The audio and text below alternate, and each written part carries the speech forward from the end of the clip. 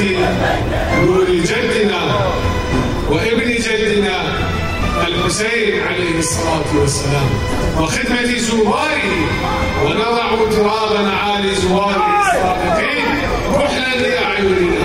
فهذه بركة قد كتبها الله لنا، قد كتبها الله لنا وسيد المرسلين محمد صلى الله تعالى عليه وآله وسلم.